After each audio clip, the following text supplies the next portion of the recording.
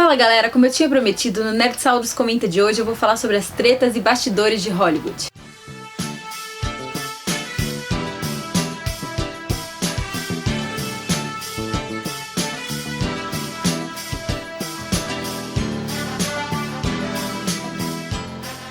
Então, gente, hoje eu vou focar em alguns problemas de casting que alguns filmes importantes e famosos tiveram. Eu vou falar sobre problemas que tiveram em casting na parte de produção. Não vai valer mimimi de internet, tá, gente? Então, se você acha que a Gal Gadot é muito magra, se você acha que o Ben Affleck é muito velho, isso não me importa e não vai estar nesse vídeo.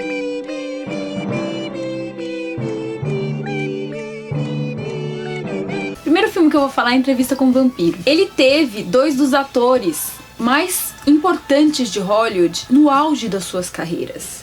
Na década de 90, Tom Cruise e Brad Pitt fizeram tudo. Eles estavam no quarto de todas as meninas que você pode imaginar.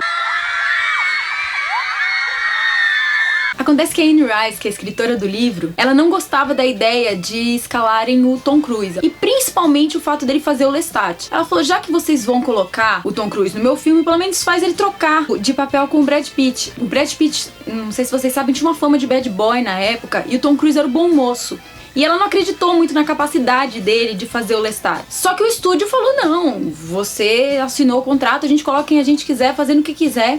Só que ela abriu pra toda a imprensa esse descontentamento dela. Então, o barraco, ele envolveu um monte de gente, porque saiu em revistas. Naquela época não tinha, falar no Twitter. Então ela chamou todos os veículos de imprensa e falou, eu estou descontente, eu não queria o Tom Cruise nesse papel. E ficou um clima super chato. Acontece que quando o filme saiu, o Tom Cruise, ele fez uma das melhores interpretações que ele fez até hoje. Pelo menos para mim. Tirando Magnolia, foi um dos papéis que ele mais se destacou. E a própria Anne Rice falou, eu sinto muito, eu me arrependo do que eu falei. This calls for a celebration. Non più dry farfallone amoroso, notte giorno d'intorno girando. There's still life in the old lady yet! O segundo filme também é um livro que virou filme. Trata-se de Bonequinha de Luxo, de Truman Capote. A diferença é que a adaptação, nesse caso, foi bem mais livre. O filme tem bem pouco a ver com o livro original, mudou muito o teor. O fato da prostituição ficou muito mais velada e principalmente na personagem principal. E isso irritou muito o escritor Truman Capote. Ele achava que a Audrey Hepburn não tinha nada a ver com o papel principal. Ele achava ela muito velha pro papel, muito elegante e muito magra. Já que eles queriam colocar uma atriz famosa, ele falou, coloca a Marilyn Monroe, que é a amiga pessoal dele. Eu não sei se isso foi um elogio ou não, porque na verdade ele tava chamando ela de gorda com cara de puta. Mas tudo bem, ele queria e foi adamante em relação a isso. Ele queria que fosse a Marilyn pra fazer o papel da prostituta. Só que o estúdio não cedeu.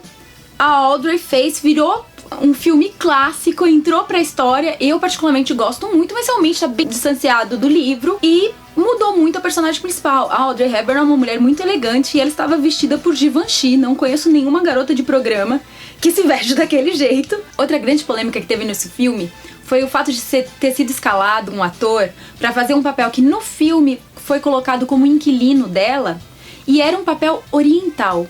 Acontece que pra fazerem o papel chamaram o Mickey Rooney e colocaram uma maquiagem que seria considerada ofensiva. Além do jeito que ele interpretou o oriental, foi muito caricato. E isso foi muito xingado, eu consigo até entender, eu concordo que foi bem ofensivo o jeito que eles fizeram. 2 weeks ago, you cannot go on or keep ringing my bell. Isso não tira o meu gosto pelo filme. Eu acho esse filme muito agradável, muito leve, muito gostoso de se assistir, mas realmente foi ofensivo. E eu entendo a revolta das pessoas em relação a esse personagem. A terceira polêmica também envolve a Audrey Hepburn. É de um filme que eu já falei aqui no vídeo anterior, que é o My Fair Lady. Acontece que quando a Audrey Hepburn foi escalada, essa peça ela estava na Broadway e foi levada para os cinemas. Eles trouxeram alguns atores da peça para o filme. E quem fazia o papel da Eliza Doolittle no teatro era a Julie Andrews. A Julie Andrews, ela não era famosa na época, mas ela tem uma experiência muito grande em musicais, ela é inglesa, então o ator que ia fazer o par com ela gostaria que fosse ela contratada pelo estúdio. Só que o estúdio se recusou, era a Warner se recusou a contratar uma desconhecida e queria de qualquer jeito Audrey Hepburn. O ator, ele deixou bem claro que ele estava totalmente descontente. Ele também foi falar na mídia que ele achava que ela não entendia nada de musicais, nada de dança e que ela não era inglesa e que era um absurdo terem chamado ela pra fazer o filme. Também tem mais um problema. Quando ela foi fazer o filme, ela descobriu que ela seria dublada. Isso porque o alcance vocal dela não era o suficiente. Acontece que quando contaram isso pra ela, ela ficou revoltadíssima. Ela teve uma explosão e saiu falando, então contrata outra pessoa. Como ela era uma mulher muito elegante, depois ela voltou pedindo desculpa. Em todos os contratos da Audrey Hepburn, a partir daí, ficou bem claro que se tivesse música, era ela que ia cantar e ela não ia aceitar ser dublada. A própria Audrey Hepburn, quando descobriu que eles estavam descontentes com a voz dela e que ela iria ser dublada em alguns momentos, falou, por que vocês não chamam a Julie Andrews? Então contrata a Julie Andrews pra fazer, ela já fazia essa peça. Ela pensou até em fazer boicote, falou, eu não vou fazer e quero que vocês contratem a outra atriz. Nisso, a Warner falou, a gente não vai contratar a Julie Andrews de nenhuma maneira, mesmo que você não aceite, a gente vai contratar outra atriz famosa, porque nós não queremos uma desconhecida pra fazer esse filme. Só que teve uma grande reviravolta. E sabem quem ganhou o prêmio de melhor atriz aquele ano? Julie Andrews por Mary Poppins. Quando ela foi receber o prêmio, ela falou, eu quero agradecer o estúdio da Warner por não ter me contratado e ter feito com que eu conseguisse ganhar esse prêmio. Bicha, a senhora é destruidora mesmo, viu, viado? Na cara, né? O quarto filme não é bem treta de casting, é treta entre atores mesmo. Trata-se de um dos filmes mais românticos, que todo mundo assiste em casalzinho, um filme perfeito para assistir no Dia dos Namorados, que é o Diário de uma Paixão. Acontece que o Ryan Gosling e a Rachel McAdams não se deram nem um pouco bem quando eles se conheceram a primeira vez. Foi assim, ódio à primeira vista. O Ryan Gosling ficou tão irritado que ele chamou o diretor e falou, por favor, contrata outra... Por favor, contrata outra... Por favor, contrata outra atriz, não tem outra mulher pra fazer esse papel, eu não suporto essa pessoa. Isso fez com que o diretor pegasse os dois atores, trancasse eles numa sala e falasse, vocês vão resolver essa merda, eu não quero nem saber.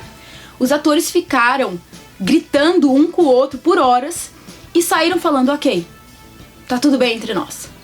Isso deu tão certo que eles chegaram a namorar por um tempo. E o resultado de química ficou esse resultado que a gente vê no filme, que é muito bom. Outra coisa interessante sobre esse filme é que ele foi gravado de maneira inversa. Então quando você vê eles mais velhos, essas cenas na verdade foram gravadas antes. Isso é legal porque foi na época que ainda tinha atrito entre os dois atores.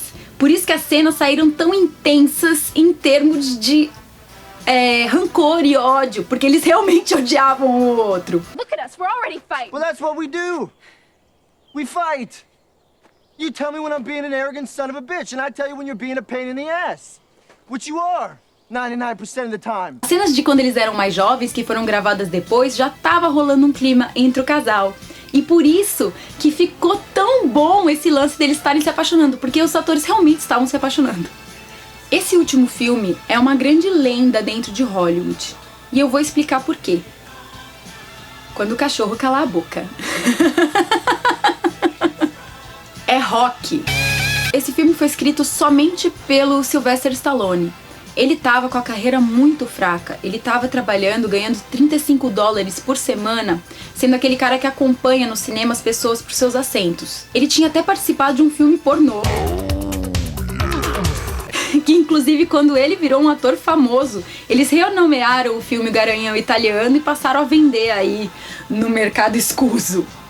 Mas o que você precisa saber sobre esse filme é que um dos testes que ele fez e ele perdeu o papel, os produtores perguntaram, você tem mais alguma coisa em mente? E ele falou, eu fiz um roteiro. E ele apresentou e o filme foi gravado. A lenda que tem em Hollywood, que se formou atrás desse filme, e que eu não posso dizer pra vocês se é verdade ou não, porque tem fatos desencontrados, é de que vários estúdios queriam comprar o roteiro porque ele era muito bom, mas ninguém queria o Sylvester Stallone no papel principal. Primeiro porque ele era desconhecido e segundo por causa da aparência física dele. Queriam um cara mais bonito, um cara mais conhecido.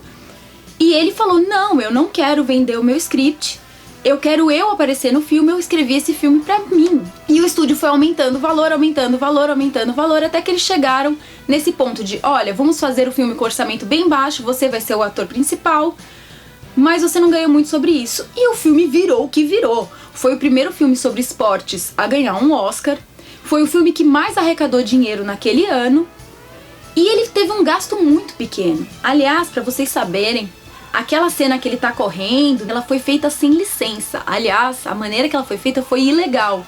Não existe figurante. São pessoas realmente que estavam passando na rua. E eles foram gravando enquanto ele ia passando, sem ter nenhuma aprovação. Aliás, o maior custo que teve com esse filme foi com maquiagem, por causa daquela cena que ele tá todo estourado.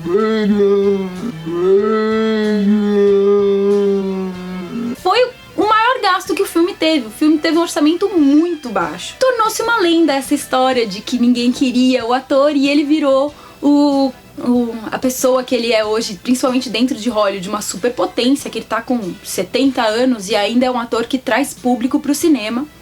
E pra dar uma mensagem pras pessoas não desistirem dos seus sonhos, né? Então foi isso, galera, que eu tinha pra falar nesse vídeo sobre as tretas de bastidores. Curta o vídeo, comece a seguir a gente, siga a gente nas redes sociais, faça comentários, diga o que você quer ver aqui e até a próxima!